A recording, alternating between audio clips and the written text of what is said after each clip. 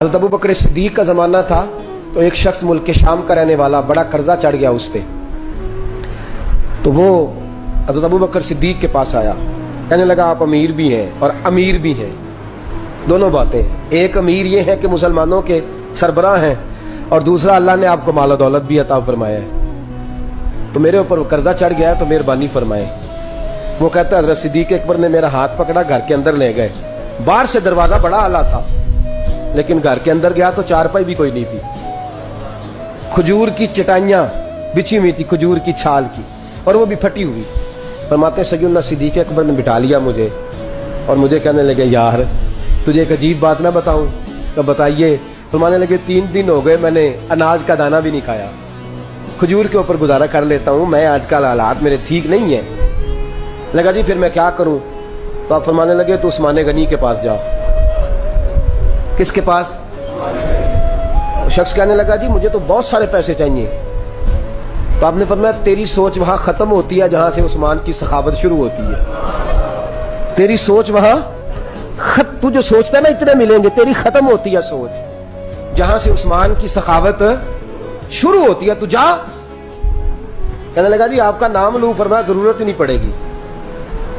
कहा जी मैं जिक्र करूंगा कि मुझे अमीरुल मोमिनीन ने भेजा। फरमाया जरूरत है, सिर्फ इतना तू जाके बताना कि मैं मकरूज हूं और रसूलुल्लाह का नौकर हूं सल्लल्लाहु अलैहि, इतना बताना कि मुसलमान हूं, मुस्तफा का गुलाम, बस, और किसी इजाफे की जरूरत है।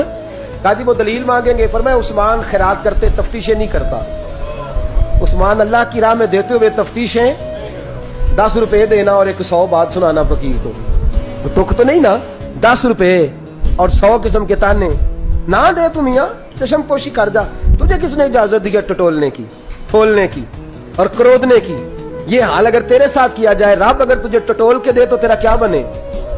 रब करीम अगर तुझे टटोल के दे के पहले बता नमाजें कितनी पड़ी है, सवेरे उठता है कि नहीं, तो तेरा क्या हाल होगा? तू टटोलता फिरता है 10 रुपए देने के लिए।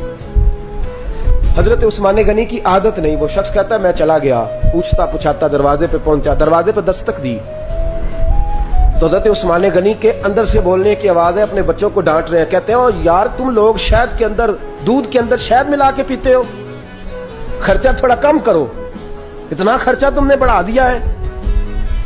तुम दूध के अंदर दूध भी मीठा, शहद भी मीठा, एक चीज खा लो, बीमार हो, 2 चीजें इस्तेमाल करते हो। कहते हैं मैंने कहा अबू बकर तो बड़ी बातें बता रहे थे, और इस किस्म के कई वाकयात उस्मान गनी के साथ हुए। वो तो बड़ी बातें बता रहे थे और ये आदमी दूध शहद से लड़ाई कर रहा है और मुझे कई हजार दिरहम चाहिए, दिनार चाहिए, मुझे दे देगा?